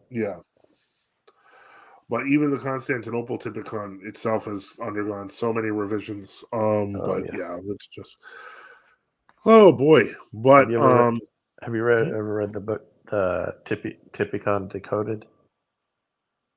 No. Where it goes like the history of the Typicon. Or Typicons, I guess. Typical way. No, I have not. It's one of the ones that I actually have never heard of it. Is it new? It's been out a few years. It's on my to-do list, and it kind of gives the history and like some of the Typicon Decoded. Oh, it's from SVS. That automatically makes me nervous. Anyway. I understand. I wouldn't recommend it lightly. I should, I'm sure that well, I'll tell you, let me see. It looks like it's okay. It doesn't have a year on it, so I guess there's just no information. I mean, I understand I'm squirrely about them too, but most of the books from SVS are terrible. Most of the it's from Archimandrite Job, and if that's just don't read the forward. Archbishop Job Getcha. Yeah, and just don't read the forward. You'll be all right. Oh wait, but the author is the former dean of the Institut Saint Serge in Paris. Oh boy, yeah, I'm already like no. Now I'm getting a little nervous now. Getting a little nervous once we mention that stuff. Yeah. Well, I'm not upholding it as gospel. I'm just trying to. Yeah, no, I understand. I haven't read. You're trying to get a review before you have to pay $30 because it was $30. Yeah. I was like, no, I haven't read it. The stuff I've learned has been from practice and using stuff and going through it. I use the Byzantine Rite in my services. Now I used the Western Rite for the better part of 15 years, but before that I was always using Eastern services, whether Russian or Greek. So I just learned more and more along the way. Once you do that for like 15, 20 years, and you're going to find the book confirms a lot of the stuff you already knew. Yeah. And let me see here. In true Orthodoxy, is there as much of a dichotomy between the rites? I know it's a world Orthodoxy. There's like a false dichotomy between Western Rite and Eastern Rite, kind of like the Catholics do. I would say not on. Okay, let me put it to you this way. Most true Orthodox are completely suspicious of our Western Rite. Oh, so it's just like world Orthodoxy. Right. Which we understand, because we know that if they have experienced world Orthodoxy's Western Rite, we wouldn't trust them either. So that's my point. Because I had literal arguments just this week, or maybe the beginning of the week or the end of last week, with two people who were absolutely committed to arguing with me that the Rosary was Orthodox. And no matter how many facts I placed in front of them, and I got past the little red herrings, the little stories about St. Seraphim, they didn't care. And in the end, I said, it sounds to me like you just really want to use this Roman Catholic devotion. And in the end, they said, yeah, that's basically it. That's what I feel like. I'm like, okay, well, fine, but it's not Orthodox. And go become a Roman Catholic and bless your heart. Exactly. That was my attitude. So I was just like, okay. But not your Sacred Heart, just bless your heart. Yeah. Although somebody else then brought up Sacred Heart, and I was like, oh, wow. Oh no. And then there's Immaculate Hearts now. And yeah. Okay. Oh, yeah. So, yeah, I get that. I do completely get that. Hold on one second. Okay, got that. Sorry, there were these two small flies that were on the wall there, and I'm not a violent person, but I was like, they're so close, so easy, and just one good shot and pow. The fathers talk about insects before the fall and after the fall. Well, I'm after the fall, so. No, I'm just saying I think some say that there were no insects before the fall because go ahead. Because they carry sin, sickness, and disease, and that didn't happen until after the fall. Well, that's interesting because of the unique design of insects, and more importantly, because like insects are natural decomposers, so it kind of makes sense. If nothing was decomposing, what would you need, insects for? So. Especially flies, yeah. Yeah. So that is interesting. I'm just helping. He deserved it. No, I'm just kidding. You're after the fall. Sorry, buddy. Goodbye. All right. Again, well, if let's see here. If we're hitting 128. Usually when we get to an hour and a half, I'm looking if there are questions, comments, etc. More questions. Be glad to deal with it and assist. Otherwise, I'm gonna probably, I guess, what should I give it to, like 140? I guess 10 more minutes. Hello. It's your show, Father. That's me, Father. Well, yeah, I guess. Most likely, I'll probably cut it at 1 hour and 40 minutes. Unless we get like a surprise and somebody comes in with a bunch of questions, which has happened before. Don't get me wrong. Yeah. So I'm not exactly like, okay, that won't happen. But yeah, if somebody wants to pop in and bring up a whole bunch of questions, we're all for it. It's just that I think we're all kind of like, all right, we had our show. We're kind of good. It's Sunday night, and everyone's got kind of got their questions answered. Kind of a groove going. Let me think here. I'm going to check the news and hopefully it's not something ridiculous.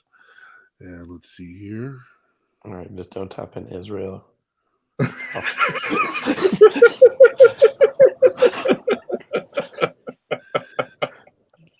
You'll be all right. You okay? So I'm fine.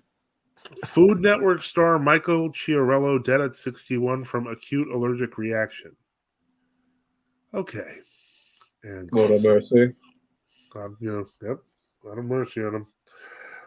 I hope it wasn't something he ate. There he goes again. I wasn't going to laugh until you started laughing. Oh, no, it's one of those laughs. Okay, let me see. Our Western Rite bishop in the U.S. Antiochian diocese wear straight up papal garb to the T. Well, Western vestments. If done properly, technically, what I would say is our Western vestments are Western. They're not Eastern. So I'm not sure what you mean by straight up papal garb. If you just mean it's like a pointy hat, that's kind of standard, even though it's not a perfect rendition of what they used to look like. But like for it to be like really papal garb, it'd have to be like the triple tiara or something like that was created after the schism. Well, I was always told the Western Rite vestments kind of originated with like temple worship, like the miters and stuff. Yeah, well, they did to some degree. Although there was like I would say like the Phalanion or the chasuble. There's some relation there, but there's also the question that a lot of those were originally Roman garments, and then they simply preserved them and perfected them. So there's multiple aspects of it, but like I have seen an icon, quote unquote, and I say of Saint Gregory the Great, where they put the 3-leveled papal tiara on him. And he never had a tiara like that. That tiara was invented in like the 14th century. That's anachronistic there. Yeah, it's pretty bad. And I'm like, okay, you gave him powers he didn't even have. Orthodox Traditionalist Publications. He's probably talking about the Filioque collar. Like, that's Orthodox Traditionalist Publications. That's something in Harios' thing. Oh, hello. I'm not sure if that's you or if that's your secretary, but in any case, yeah, the dog collar is one of the more annoying features of modern clerical garb, if only because there's literally no reason to wear it. Like, I couldn't even emulate a dog collar unless I got like a white turtleneck or something. Like, what is it for? I get it. The collar is sadly common among Antiochians. Greek Archdiocese also, unless it's like a monastic. But yeah, I've seen it a lot. There's no reason for it.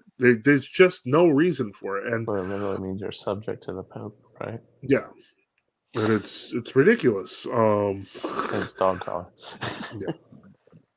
Well, I just thought that was because it was like a little collar, just like the one you put on your dog. But I was Isn't that where the Dominicans get the name, the Dominicanus? What? No, the Dominicans they're just an order founded by Dominic of Aren't they also called the dogs of the papacy? They're like the attack dogs. Attack dogs. Yeah, I thought that was the Jesuits more than, but let's see here. That's a whole nother thing. Well, the Jesuits are more like the CIA of the papacy. Yeah. And so they're psyop. Dominic of it just says Dominic. I know he's from somewhere. Don't just say Dominic. Wikipedia. Dominic. It literally just says Dominic. Dominic de Guzman. Thank you. And where was he from? Dominic of Osma, Calaruga. Okay, whatever. 13th century Roman Catholic guy. So yeah. Anyway, it was invented in Scotland by the Protestants. I wrote a research article on its origins. Oh, well, that's I did not know that. I mean, I never wore one, so I never wanted to. But that's unique. But I see no reason for Orthodox to wear that. But no, what are you gonna do? I just wear what I wear. I actually have a kind of an odd kind of cassock combination because I have what is typical for Westerners. It's a straight button down, which is what's known as a Roman design for my cassock. Buttons? Huh? Is it the one with the 33 buttons, the old school? No. This is a 16. Okay. Yeah, I don't have that one. I don't have that kind of money. No, I'm just kidding. And then I have like a kind of like, it's a cassock that basically connects at the top, but it has sleeves, and so it just flows out, and that's usually worn over this kind of cassock, and so that's like a clerical vest almost. Yeah, almost, yeah, except it's a big flowing vest that flows all over. Yeah, and then the rest. So I mean, but no dog collar, unfortunately. No interest there. But yeah, it's, South Padre Tony says goodness. Yeah, indeed. But even, I mean, I wanted to say even Metropolitan Anthony Krepavitsky mentioned that the dog collar. It's just there's no logic to it. But what are you going to do? This is the world we live in, and we just have to deal with it. Other than that, okay, so we're going on 135. I'm checking one more time to see if I don't think Bishop Enos is going to make it. I'm assuming this is probably because of the fast, maybe bigger prayers, and it'll be later. But it was a good show, and I'm actually glad that we had who we did. I'm glad that you came on, Reader John. I'm glad that Sava came on, even though his internet was going in and out, so he kept disappearing. And I'm glad Theodore was on as long as he could until he could take care of the baby. So it's always an interesting set of comments. What's this? Let's see. Refined Canine asks, what is the Orthodox Church's opinion on race been historically? The Vatican in the 1910s released a document condemning race mixing. This is kind of a complicated question, but it's not. If you're asking, has the Orthodox Church ever issued a statement historically about mixed marriages? No, they haven't. The closest that we will get to the idea that they talked about race is still abstract, and what I'm referring to here is the 1872 decision on Philitism. However, technically, that's not really. I mean, that's race in the old concept. That's more towards the Bulgarians, right? Yeah, and ironically, it was used against the Bulgarians, but the Bulgarians ended up being right, and so it turned out to be that the definition was right, but the Bulgarians were also right, and ultimately, Constantinople falls under their own.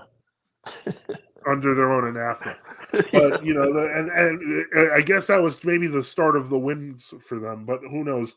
But in any case, yeah. So, but when we're talking about race in that sense, you're talking about ethnicity or country of origin. It's not the same. And Father Mark says, "Good to see you, everyone." Yes, likewise. And so I guess we can get back to this, but I don't know what the Vatican's position was. I don't think that Orthodoxy has ever thought that through. As long as two people are of the Christian, I mean, the church literally uses the Christian race in her liturgical texts. Yeah. So as long as people are members of the Christian race, they're pretty much okay in my book. I don't know. That doesn't mean I'm like, huh? The only thing I've seen about mixed marriages is regarding one's faith, not their pigmentation of their skin. Even there was a thing talking about marrying foreigners in the New Calendar Church of Greece, but it was completely about their religion. Yeah. And so this is ultimately what it comes down to. I'm not saying that I know people with non-mixed marriages, people with mixed marriages, and they're all happy as long as they're all Orthodox. I find that the bigger problem is people who want to apply non-Orthodox standards to the Orthodox, and that's something that we should always avoid. So, I mean, it's just as simple as I would say probably there is no real opinion except that the Orthodox do support the idea of nations and kings over nations and so on and so forth. But we have to get to that point, and at this point, we're in a state of global chaos. So maybe we need to get back to that reality first. But in any case, again, we're here for questions, comments, concerns. If you want to call in, you can. If you want to, yell at me because I'm doing a terrible job, you can. I'm going to give it another 5 minutes or so. And if you want to donate with Super Chat or any other lovely thing, that would be really great so that we could eat. Okay, anyway, the point is, so yeah, definitely, we're going to probably wrap up in about 5 minutes because it looks like I'm not seeing anyone else coming in. But if, we'll give it 5 minutes if someone wants to jump on and, just say, you're just the worst priest ever. I'll take it. I mean, I'm good. I say that all the time. I'm new, so I can say that and probably be telling the truth. I get things wrong a lot, and that's okay. Well, it's not okay. I'm just the worst priest ever, but maybe I should use it as a tagline. Maybe that would, draw people in. It's like the worst priest ever. Sunday nights. No, all right. Anyway, so that's maybe not. I don't know. But in any case, I want to thank everybody for being here. And for contributing, everyone who has contributed with questions, with comments. Reader John, thank you for being here again, and Waza, Saba, thank you for that. And so we're always open on these Sunday nights for discussion on various topics. We had quite a few good questions today. We were able to go through a lot of different things that people were curious about, and now it's just we're gonna see what happens with when we review this book here and see how Subdeacon Nectarios did. Elijah Hallberg says hi. How's it going? I hope you're doing well, and that's again. And again, once I do want to remind everyone that if you have contributed in the past and you have assisted us, that we are including you in our prayers, whether it is inside the altar if you are Orthodox, or at the foot of the altar outside if you're not, with a candle. We want to remember each of you. It's kind of weird to kind of see things in terms like when you start doing YouTube and they refer to things as a community, it doesn't, you don't know what that means until it does. It feels kind of like a community. Some of you have visited my house, Saba. Anyway, but the point is, well, it's also Thaddeus too, so, hi to you. Unannounced. What? Huh? Unannounced. No, he came unannounced to the Abbey. He came announced to yeah. us because I would after the Abbey. That was pretty funny. But now he's going to be like roasting him in the, But anyway, no, he's. Let me see here. Okay, and so that's great. All right. And the Sava wrote me privately in the Discord, and we have new members of the Discord. Thank you for joining. And as always, we're going to keep on going and see just how long we can go. This has kind of become it's kind of becoming more of a missionary endeavor as more and more people are interested in true Orthodoxy, not just in America but all over the world. It's kind of amazing. Since we started doing these Sunday shows, even just I think we started in March or and stuff like that. Hold on one second. I just want to comment back.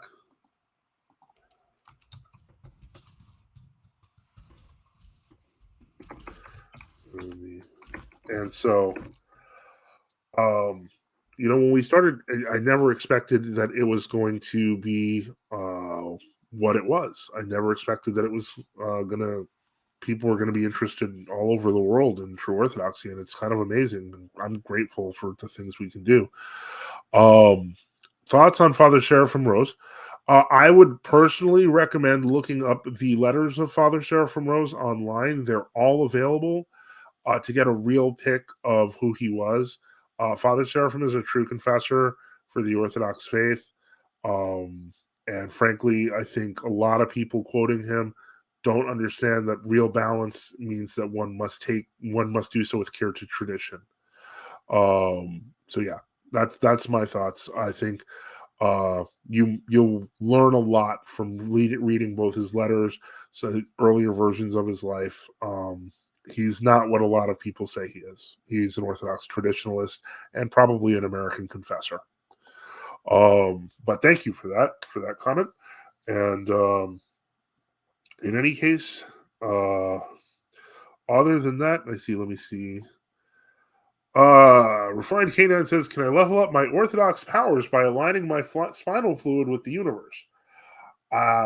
there's only one expert writer who has spoken about spinal fluid aligning, and that's Father John Romanides. And unfortunately, I'm not a fan, but I would not talk to a chiropractor about it. They tend to have a lot of they might have a unique solution that might not work. So you don't want to do that. Father, is there a link to all of the original Palatinate Orthodox Word in PDF? I want to say that I thought we had that, but I think also it might be on the Orthodox Archive. Give me just a moment. Let me just take a look, because I know it does exist. I have seen it before in a couple of different places. Give me a moment. Let me see here. File share. I was always shocked. I was shocked about file share because that. Let me see here. Orthodox tradition, PDF books. It's harder. It's getting harder to find non-redacted stuff. That's for sure. Yeah, it is. But that's why the internet helps us, because we can find stuff like that. All right, so I'm going to go to my recommended search engine that almost nobody uses anymore, and that's Dogpile. And I am going to type in the Orthodox Word Archive and see what we find. Oh, founded on archive.org. The Orthodox Word from 65 to I don't know. It doesn't have a date on it. Let's look at number 104.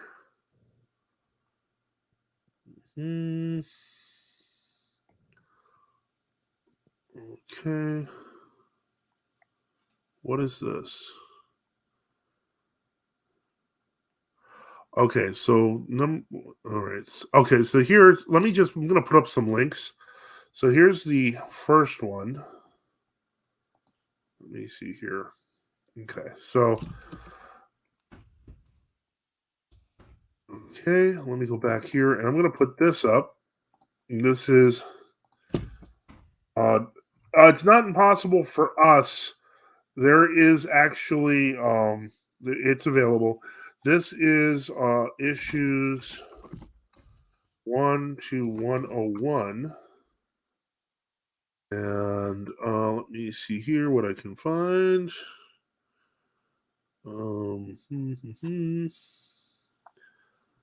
That's number 158. When you're done, Father, this begs a question for me. It's kind of been burning in the back of my head about saints of the true Orthodox that might not be part of the world Orthodox. Okay. What was the question? Well, just if you have examples of any. I know with what was it, the GFCK, like they have they've already glorified Philaret of New York. Saint Philaret. We actually have him on our calendar. Yeah. The Saint Philaret has actually been glorified 4 times in true Orthodoxy. He was glorified in Roak, then he was glorified in Hakna. I believe he was glorified in Artak as part of all of the first hierarchs of Rokor. And then he was glorified by Rokor A.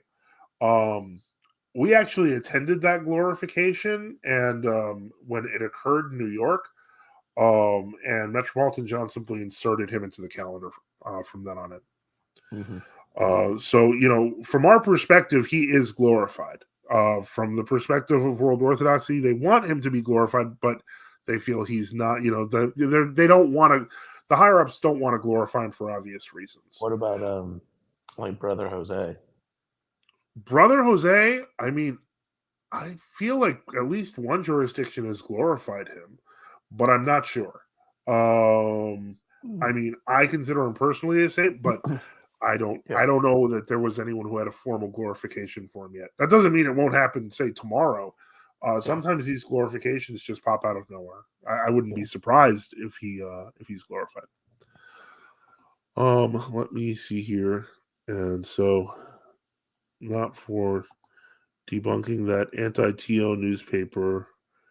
Yeah, that's true. Orthodox Word, sorry. Okay, and what was the other thing? Father Seraphim Rose, his life and works. Somehow I got my hands on a copy of that. Now I am wondering if that is in the PDFs. Let me just quickly check. Hold on, because there's a lot of PDFs in our Discord, and I'm just going to check this folder real quick. Unfortunately, I have the newest one, which is heavily redacted. You have the new. Okay. Yeah. Let me see if I can find this. This is. Oh shoot! The Orthodox Church and the ecumenical movements here. Nobody could find a copy. I guess someone did. Okay, so let me see here. Checking. Where did I see it? Was it Orthodox Australia? I believe it was. It might have been. Give me a moment. It's kind of like a game of whack-a-mole. Some people in the WO knock it down and it pops back up somewhere. Well, yeah, I know, but the point is that that's unfortunately it's kind of what we have to deal with sometimes. It's not and you said it's not on the archive.org. I can check, but let me just see here because I'm almost certain. Yep, exactly what I thought. Hold on. Let me see here. I'm looking for. I know it's around here somewhere. Give me a moment. Okay, this is the Father Herman Memorial page. Where is it?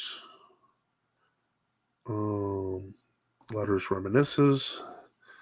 In one of this part of this orthodoxaustralia.org website, I am pretty sure. This is stuff gathered from letters.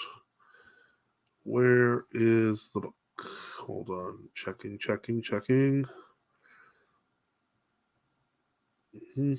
Ennobling literature, maybe it's hidden in there. But I feel like it is definitely on this page somewhere. And it's just a question of where. Let me see here.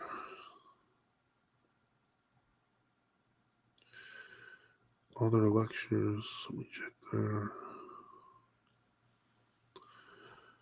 But if I do find it, because it's a PDF. I have that PDF. You know what? Maybe I have it on. Go ahead. Somebody used to sell them, like they had a bunch of scans and had them over a set of USB dongles or sticks or whatever they call them. And they used to sell them, but I don't know where I got that. Unfortunately, I don't have those anymore. Yeah. Just give me a moment. I'm surprised. Oh, it does have a search page. Give me just a moment. There we go. Found it. This is Not of This World, The Uncensored Life of Father Seraphim Rose. Found it. Here you go. This is the one I read in 2003. One moment. And let me get that. That's the one I originally read, yeah. Yep. There it is. There's a link to it. And so the survival kit, the Orthodox survival kit, if you're talking about Father Seraphim's, is on that page, the Orthodox Australia page. Vladika Andrei of Rokana, Australia, canonized brother Jose. Okay, well, many years. So he's Blessed Jose Munoz for, Saint Jose Munoz, however they put it together. But that's wonderful.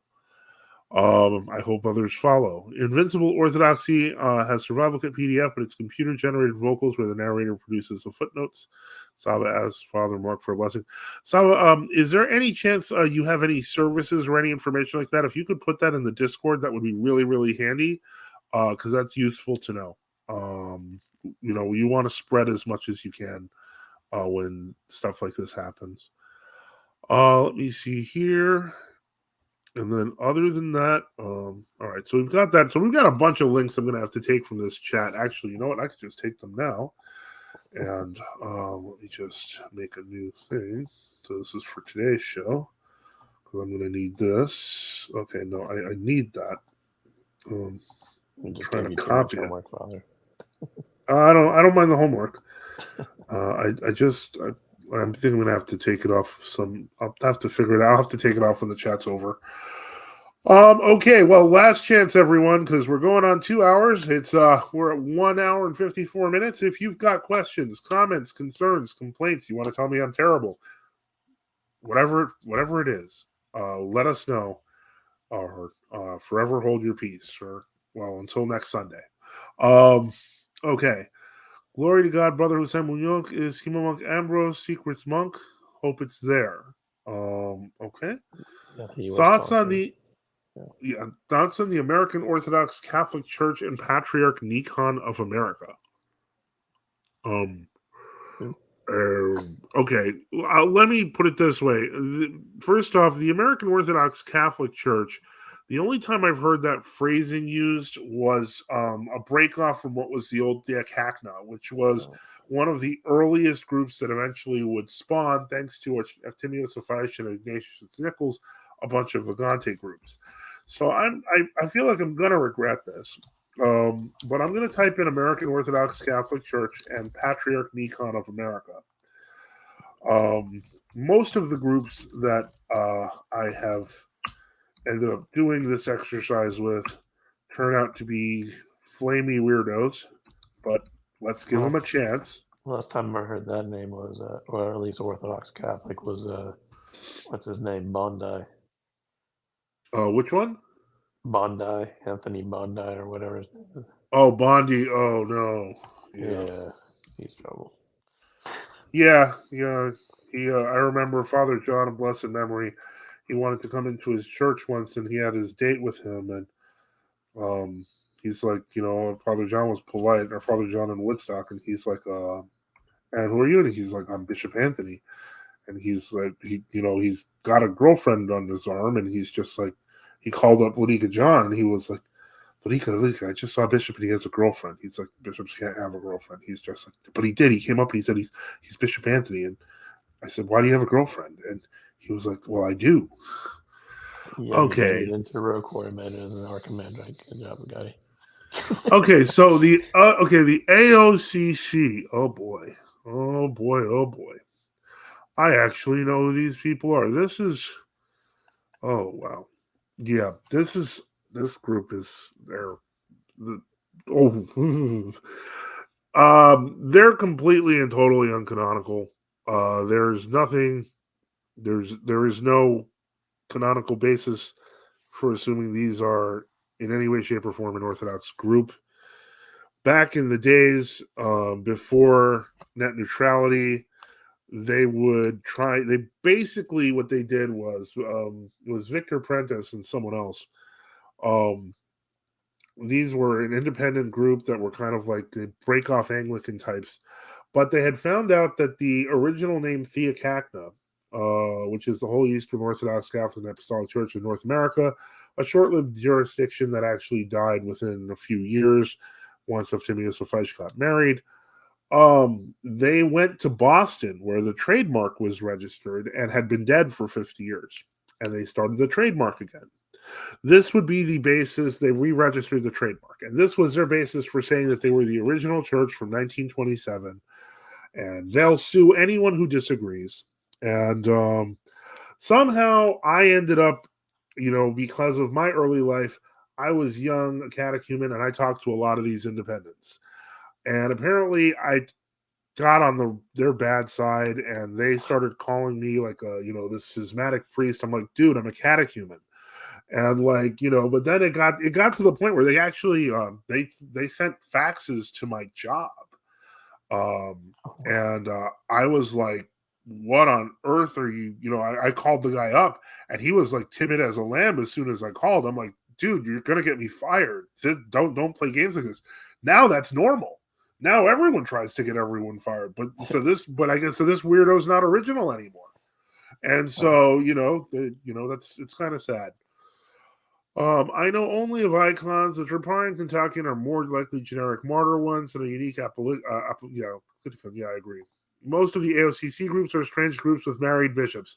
Oh, the married ones are the best ones. Trust me. The ones that aren't married are the ones you have to worry about in those cases. Unfortunately, very sad. Good to know that Hope Pole Synod will confirm. We love Vladika Sofronia, favorite Russian in Serbia. That's awesome. Okay, so I'm sorry. I wish I had a better answer, Refined Canine, but yeah, I would stay away from groups like that. Groups that make up their own traditions, groups that say, "Oh, we're official in some way," and it's usually some false officiality. it's just, if it doesn't sound like orthodoxy and it doesn't pass the smell test, ask around. But I'll tell you, anything related to this group, just stay away from it. My general rule is if they have more than 5 letters in their acronym, then don't look at them. Technically, my synod has more than 5 letters in the acronym, so there are exceptions, but we know we know where you all come from. Yeah, so. We were from the Milan synod, so everyone knows. But yeah, it reminds me of sort of old Catholic groups that just sort of wander around and do what they want. Yeah, they're called Episcopi Vagantes, and you'll find that many of the people that you find in these groups are the same people from the old Catholic groups. Just they got new costumes. If I could believe that they saw it as anything other than costume changes, and I'm being honest, a lot of these guys are there. Some people were serious, and some of them in the independent group, because they were serious, ended up becoming true Orthodox, or some joined World Orthodoxy. But just it's the ones that wanted to keep doing their own thing, unless they had a legitimate reason and logic behind it. Most of the time it was because they were just they had been rejected by other churches, usually for moral infractions, if I'm going to be quite honest. And so what are you going to do? My favorite one is how Efthymios Ophaisha's wife canonized him a decade after his death. Apparently she had the synodal power to do that. I don't know that was actually his wife who did it. I will say why. I mentioned I know a lot of these independent types, and one of the groups that this Theocacna group was fighting with was a group called the OCCNA. They were the ones who actually declared that Efthymios Ophaisha was a saint in their group. They also all were married bishops. But more importantly, one of them, Paul Dolan was not, and he was a single guy, but he wasn't a monastic or anything. But one thing he did is he went to interview Efthymios Ophaisha's widow. And I actually was able to listen to tapes of his widow talking. I mean, there was some sad things that went on with Antiochian politics of the time from those tapes. I believe she put them in a book, if I remember correctly. And so you can find that. It's Miriam Naomi Ophaisha. But what she did say is that her husband was completely disillusioned with Orthodoxy by the end of his life. Like, I believe he's buried here in the Antiochian cemetery. But I don't think that she or he died Orthodox. But they are still a very important part of history. But I don't think she actually was the one who did it. I think she agreed with it. She thought it was cute and all, but I don't even think she recognized the group that did it. She just answered questions. How do they justify married bishops? I thought that something that once happened once in a blue moon, because there were literally no celebrate priests or monks who could become bishops available. Actually, it's quite the opposite. Originally, in the early centuries of the church, there were married bishops. What happened was with the imperialization of the church, with the legalization by St. Constantine, many people who lived ascetic lives on their own in their homes wanted to kind of do further combat out in the desert with the demons. Those were the earliest monks. And it became clear that not just because of succession issues, but also because of just the revitalizing holiness monks provide to the world, they started making monks the standard in terms of who they chose for a bishop, until it was assumed that the bishop would be a monk, even if the priest would be married. And that's why you notice in Trillo, there is it makes reference to the apostolic canon about married bishops, but leaves the exception in for bishops to be celibate. There was a group claiming the name of AOCC in Texas that canonized him as well. And maybe I stopped following that stuff a good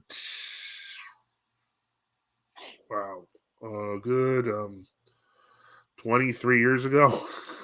Oh. Yeah, so, and 24 years ago, if we're being honest. And I think we saw his grave in Antiochian Village. I saw a lesh on a gravestone and pointed it out. It's possible. I believe his body is in Antioch. Well, I'm not sure if his body is in Antiochian Village or it's here in St. Mary's. So it's possible, but I don't know. I have one of these churches near where I live. well, I mean, if they strike you as, as a good moral people and, they're a married couple and stuff, or, I mean, yeah, I don't see a good reason to go there. Unless it's like your cousin or something, and then you can tell them about Orthodoxy. Thanks for the link to Not of This World. Why do you think the second version was so heavily changed and revised? It's very strange. Oh, I think once you realize the changes and revisions, you're going to see exactly why they did it. Mostly it was to cover up the agenda that went with their moving over to the Serbian Patriarchate.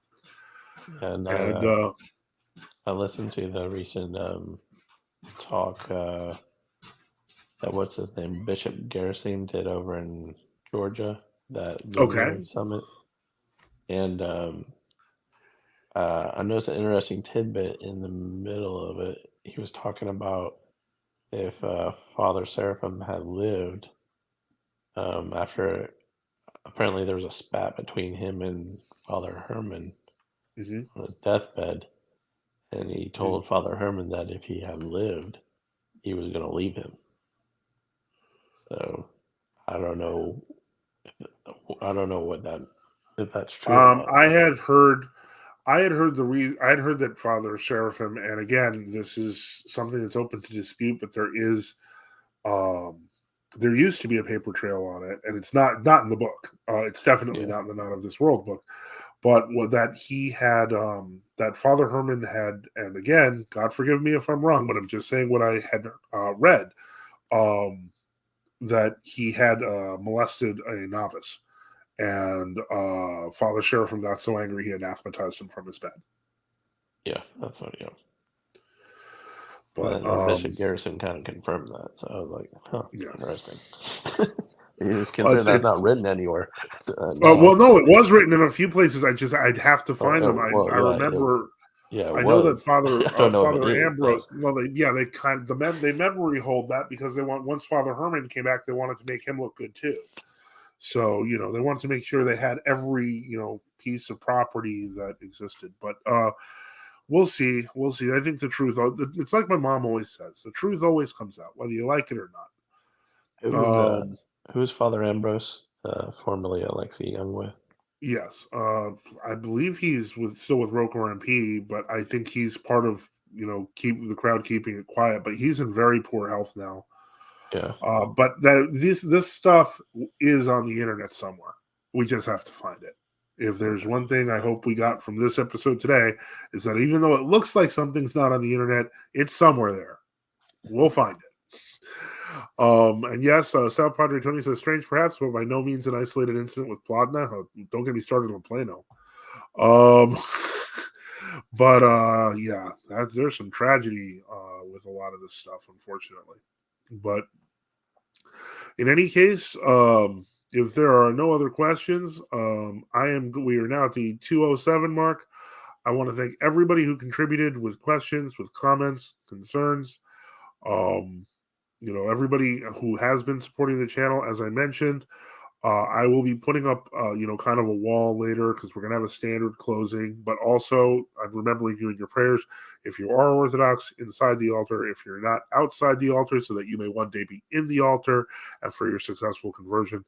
And outside of that, I want to thank everyone who contributed, Reader John, Sava, Wazna. I want to thank everyone in the chats who contributed. From South Padre Tony to Vasilia to American Monarchist to Father Boniface to Refined Canine, Elijah Hallberg, Orthodox Traditionalist Publications. Hopefully we'll hear more from you soon. Disgruntled Vent and somebody who had a lot of questions, but it looks like your name's in Sanskrit. And Greg. And with that, I'm going to shut it down. I'd like to thank everyone for listening and being there. Have a great evening, and may God bless you all.